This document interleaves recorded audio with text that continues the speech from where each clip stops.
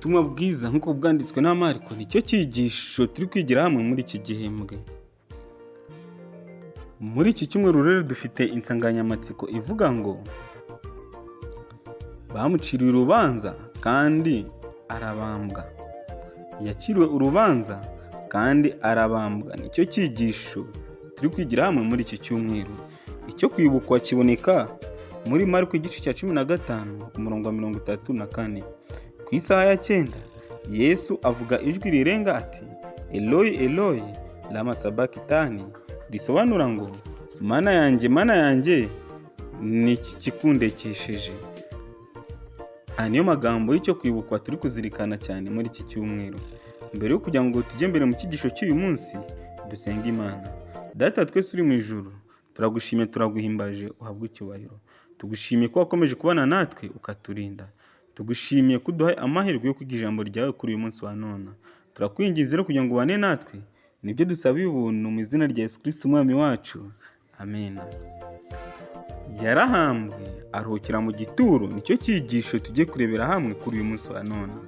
Turebe muri Mariko igice cyaho cya 15 umurongo wa 42 maze tugeze ku murongo wa 47.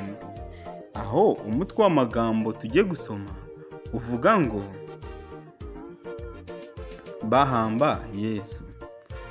Bugorobye kuko wari umunsi wo kwitegura, ari wo munsi ubanziriza isabato, Yosefu umunyarimataya, umujyanama w'icyubahiro kandi nawe yategerezaga ubwami bw'Imana, aratinyuka ajya kwa Pilato asaba intumbi ya Yesu. Ariko Pilato yari agitangara yuko yaba amaze gupfa, niko guhamagara umutwaro w'abasirikare amubaza yuko amaze gupfa koko. Amaze kubyemezwa n'umutwaro w'abasirikare,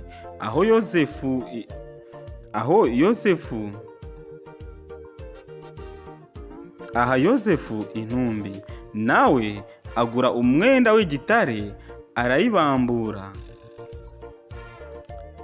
ayizingira muri uwo mwenda w'igitare, amushyira mu mva ye yakorogoshowe mu rutare, abirindura igitare ku munwa w'imva. Mariya Magadalena na Mariya nyina wa Yosefu babona aho ahambwe.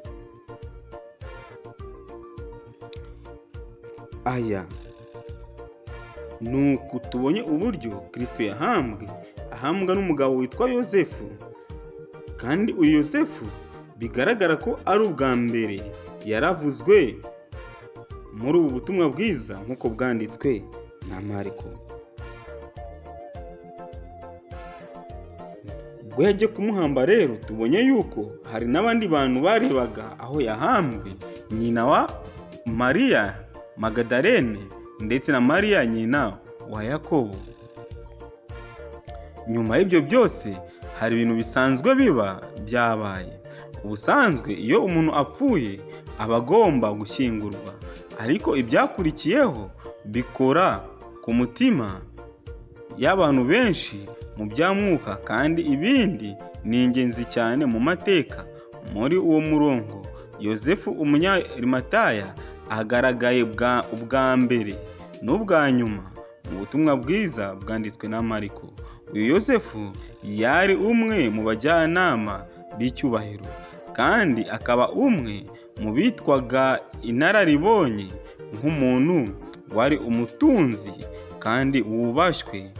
Yashoboraga kuganira n'umutware mu buryo bworoshye, ari byo bisobanura uburyo yashoboraga kwegera Pilato akamusaba umurambo wa Yesu.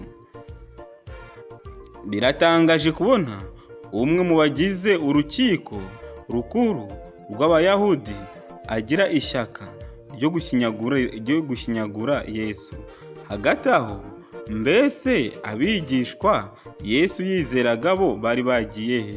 Ikintu gifite akamaro ku mateka ni ugusaba igihamya kigaragaza ko Yesu yapfuye koko. Muri Mariko igice cya 15 umurongo wa 43 hatubwira ko Yosefu yasabye intumbi ya Yesu, ariko Pilato yatangajwe no kumva ko Yesu yamaze gupfa, maze ahamagaza umutware w'abasirikari wari ushinzwe icyo gikorwa, amubaza niba Yesu yapfuye koko. Uwo mutware yahamije ko Yesu yapfuye. Impamvu ibi ari ingenzi nuko nyuma y'aho abantu bamwe bavuze ko ku musaraba Yesu atari yapfuye, ahubwo yari yarabiranye bitewe n'umunaniro. Ubuhamya umutware w'abasirikare yahaye umutware w'umuroma buvuguruza icyo gitekerezo. Abaroma bari bazi uburyo bwo kubamba ababaga bakoze ibyaha.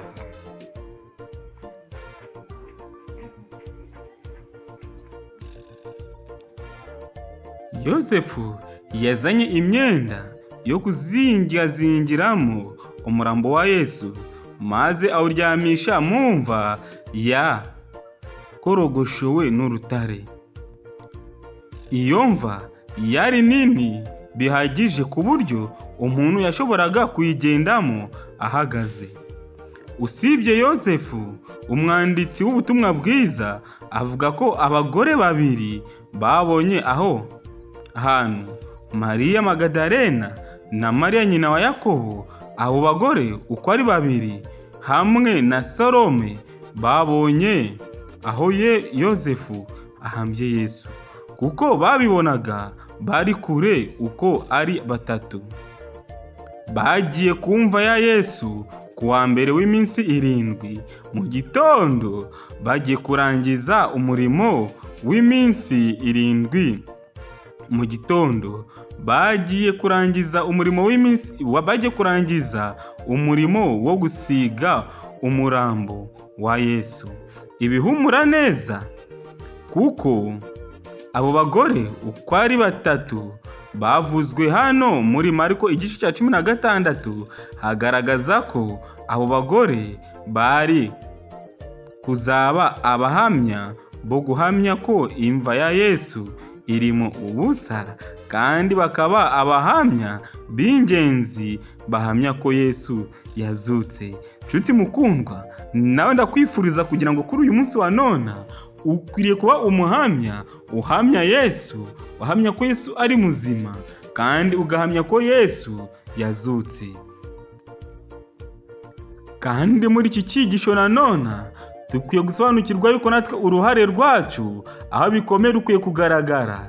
Nk'uko uyu munyarukiko, twibuke ko abanyarukiko ari bo bacira urubanza Yesu rwo gupfa, ariko aho bikomeye uruhare rwe rwagaragaye mu gusaba kujya guhamba Yesu. Ubu natwe rero tujye dusaba Imana kugira ngo aho rukomeye natwe uruhare rwacu rujye rugaragara mu murimo w'Imana. Ibi ni byo ngusabiye, nanjye nisabira mu izina rya Yesu Kristo umwami wacu. Amen. Umwami Yesu Kristo rero abidufashemo. Amen.